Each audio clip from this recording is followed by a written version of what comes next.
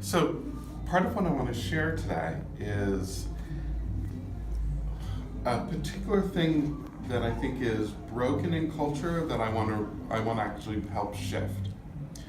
We have a culture that's sick right now because it's teaching people to love things and use people rather than loving people and using things.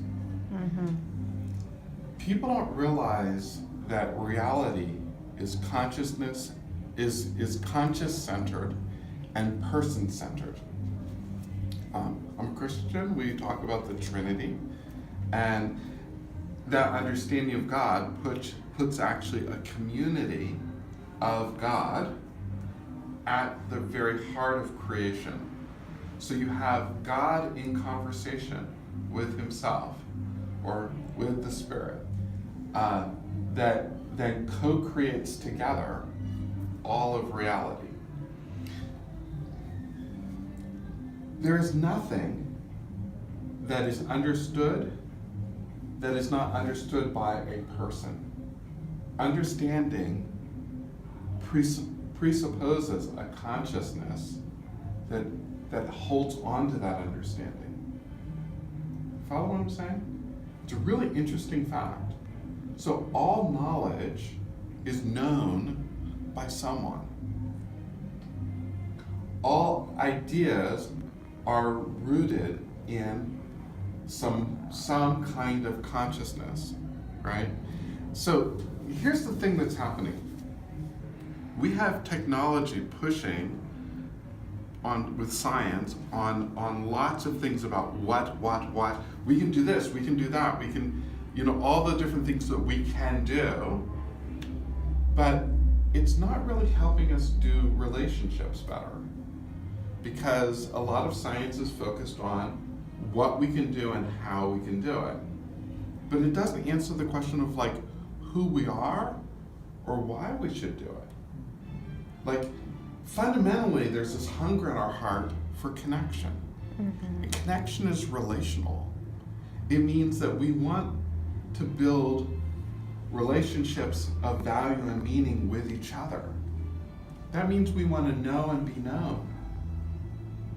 And the emphasis of the kind of community and society that we have currently is a society that is focused on what we can have.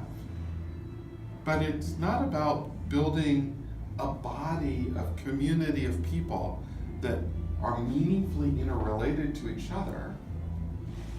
But that's what we long for. We long for family that loves each other. We long for a faith community that practices its faith in the world and does good in the world.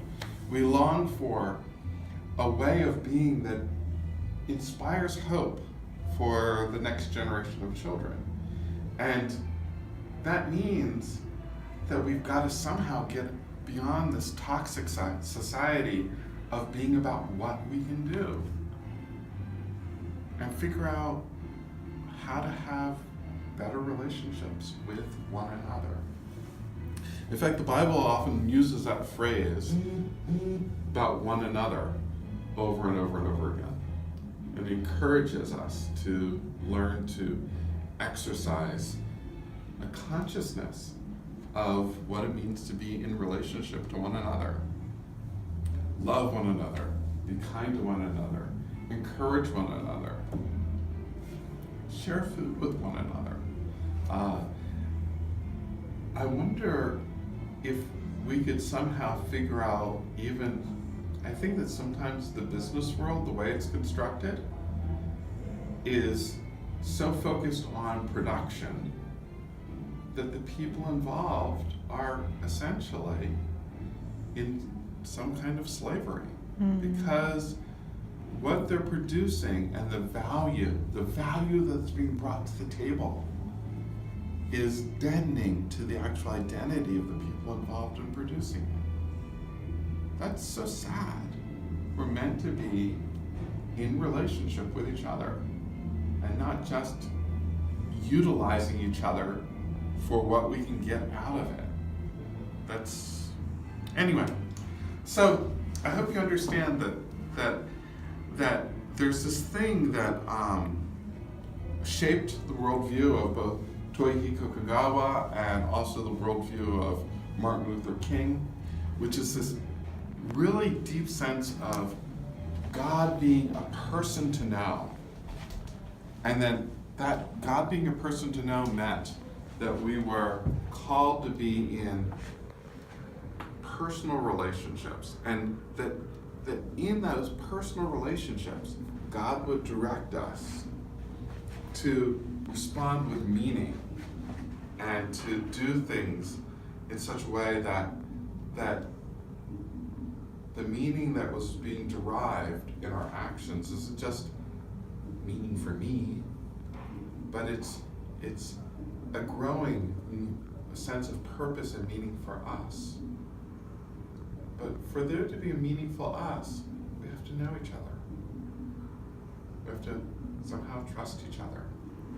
We have to somehow have an identity that connects us to one another. We have to be in this journey of becoming the body of Christ. Thank you.